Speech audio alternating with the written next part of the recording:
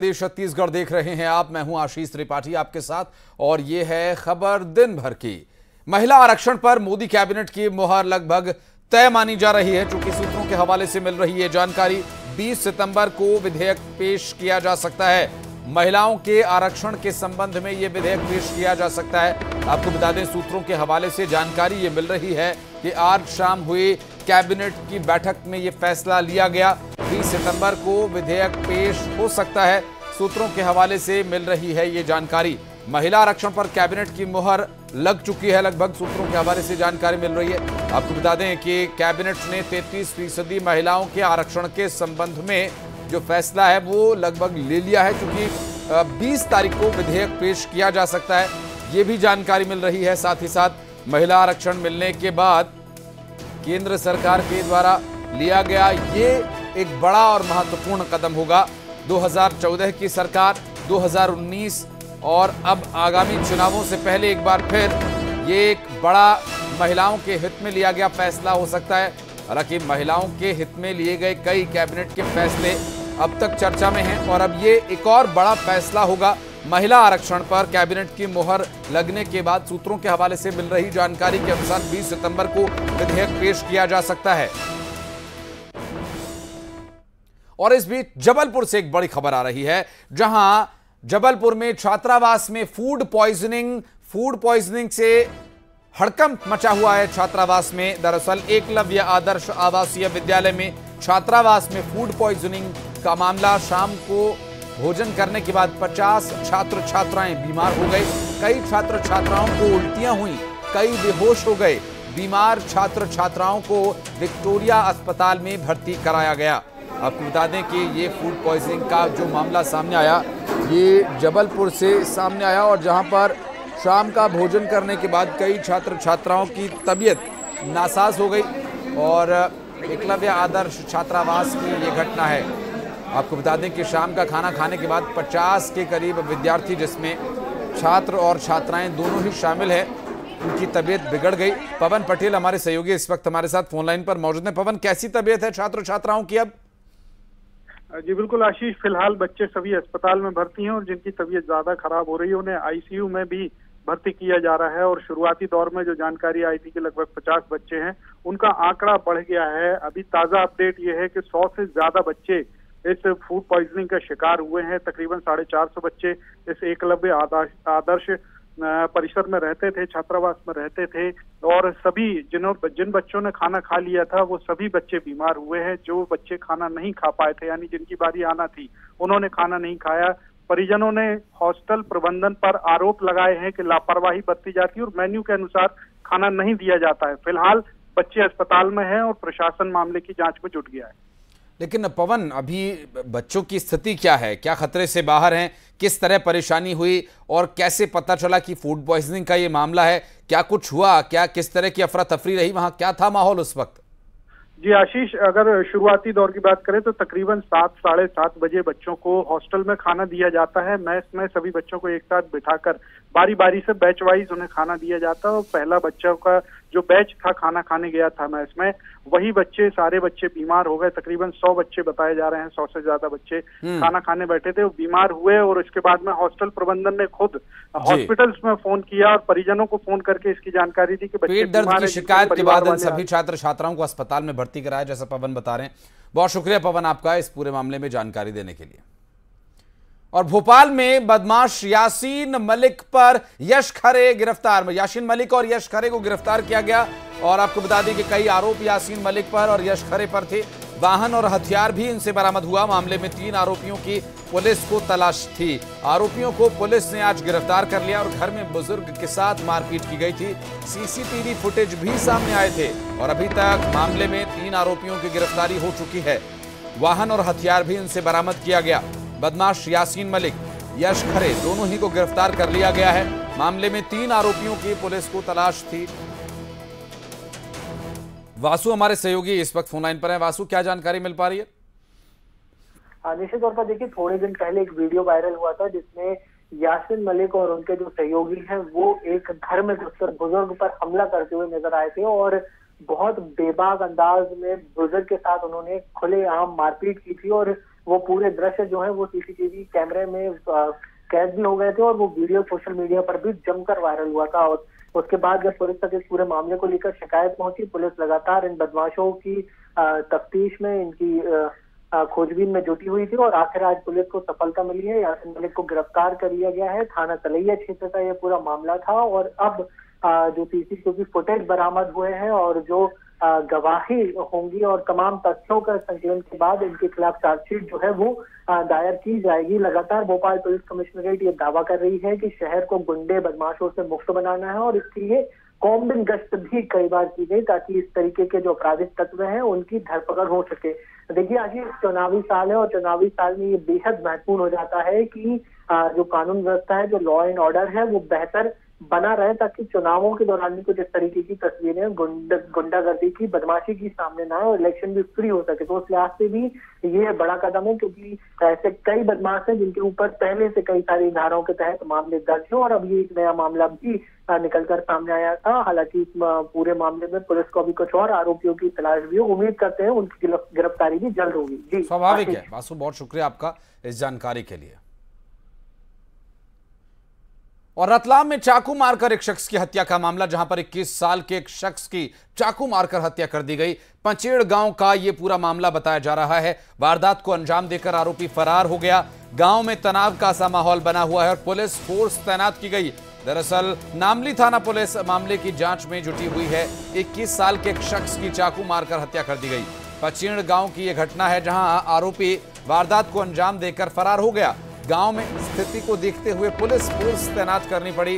नामली थाना पुलिस मामले की जांच में जुटी हुई है। दरअसल यहां रतलाम से पूरा घटनाक्रम सामने आया। रतलाम में एक चाकू मारकर एक 21 साल के शख्स की हत्या कर दी गई। पंचेड़ गांव की यह घटना है। आरोपी फरार है। गांव में तनाव है। पुलिस फोर्स तैनात किया गया है। नामली थाना पुलिस मामले की जांच में जुटी हुई है। चाकू मारकर एक शख्स की हत्या कर दी गई। दरअसल 21 साल के एक शख्स की चाकू मारकर हत्या किए जाने का मामला। सुधीर हमारे सहयोगी फोन लाइन पर। सुधीर, क्या कारण था, क्यों आखिर हत्या का ये मामला सामने आया, क्यों की गई हत्या? जी, हत्या के चलते जो है इस गांव में तनाव फैला हुआ है। पुलिस बल बड़े तैनात पे यहाँ पे गांव में तैनात किया गया है। एसपी जो है रतलाम के, वो राहुल लोढ़ा जो है अभी थोड़ी देर पहले ही गाँव में पहुंचे हैं, क्योंकि हत्या की असली वजह सामने नहीं आए हैं और जो हत्यारे है वो अभी मौके से फरार बताए जा रहे हैं। जो कि हत्यारों को सुराग जरूर पुलिस के हाथ लगा है। पुलिस हत्यारों की तलाश में जुटी है। हालांकि एग्जैक्ट जो वजह है उसकी तलाश अब तक के निकल के सामने नहीं आई है कि आखिर हत्या की जो वजह है वो क्या है। हालांकि इस घटना के चलते जो क्षेत्र है वहां पर तनाव जरूर फैला हुआ है। जी, बहुत शुक्रिया सुधीर आपका इस जानकारी के लिए। और बढ़ते आगे, रुक करेंगे सीधी से आ रही एक और बड़ी खबर का। दरअसल एसडीएम की गाड़ी के पलट जाने का मामला। सिहावल एसडीएम की गाड़ी पलट गई। एसडीएम, एसपी मिश्रा और वाहन चालक गंभीर रूप से घायल हो गए। इसमें हटवा खास के रेही नदी में वाहन पलट गया। सिहावल से सीधी आ रहे थे एसडीएम। मौके पर ग्रामीणों की मदद से वाहन के अंदर फंसे एसडीएम और चालक को उपचार के लिए अस्पताल रवाना किया गया। एसडीएम खुद गाड़ी चला रहे थे। सूत्रों की माने तो एसडीएम ने शराब का सेवन भी किया हुआ था। और इस पूरी दुर्घटना की जानकारी मिलते ही जिला प्रशासन भी अलर्ट पर है। निजी नर्सिंग होम में जारी है एसडीएम का उपचार। दरअसल कमरजी थाना क्षेत्र के हटवा खास रेही नदी का ये पूरा घटनाक्रम बताया जा रहा है, जहां पर शराब पिए हुए एसडीएम गाड़ी चला रहे थे और गाड़ी चलाते हुए ये दुर्घटना हो गई।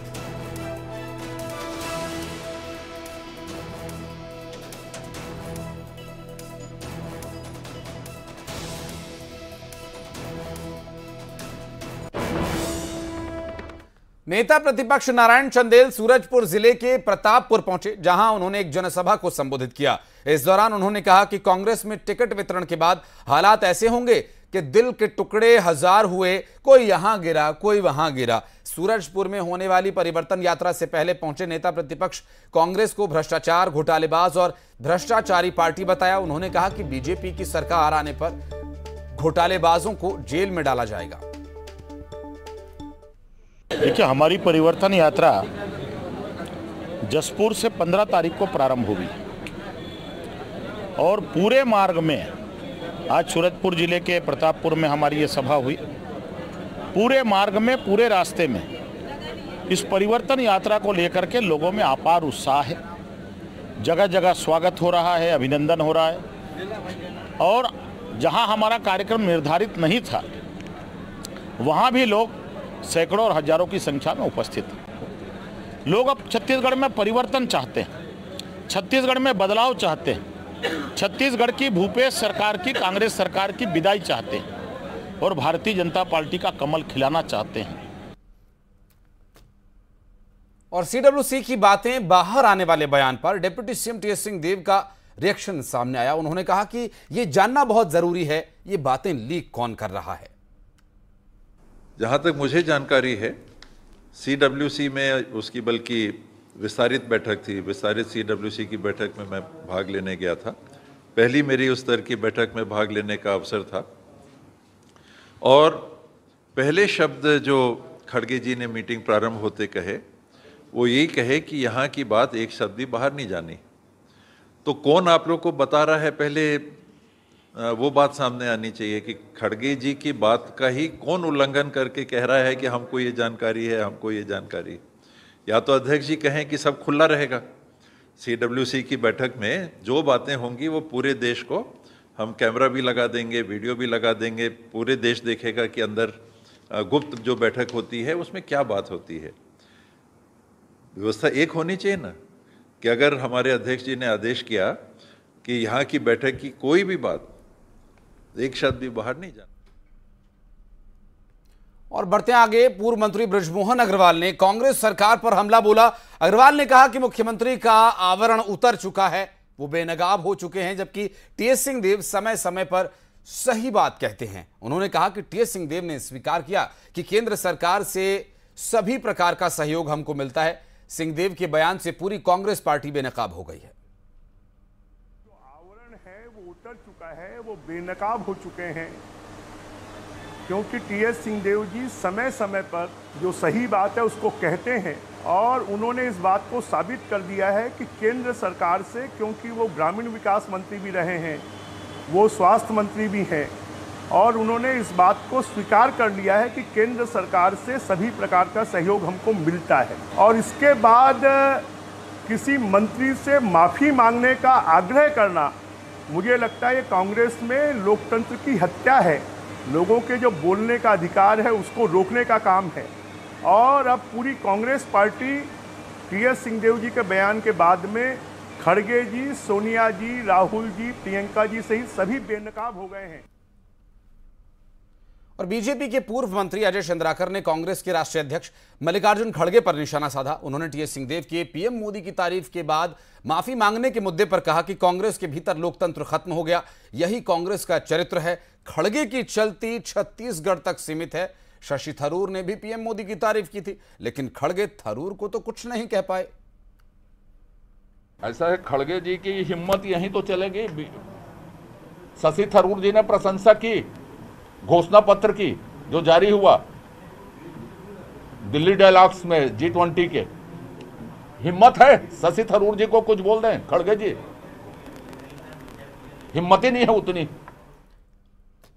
और बिलासपुर से कांग्रेस नेता ने अपनी ही सरकार के खिलाफ मोर्चा खोल दिया और 5 साल पहले कांग्रेसियों पर हुए लाठीचार्ज को लेकर सवाल उठाया। कांग्रेस के पूर्व विधायक और जिला कांग्रेस कमेटी के पूर्व अध्यक्ष अरुण तिवारी ने कहा कि 5 साल पहले हुए लाठीचार्ज की आज तक जांच पूरी नहीं हुई और न ही दोषियों पर कार्रवाई की गई।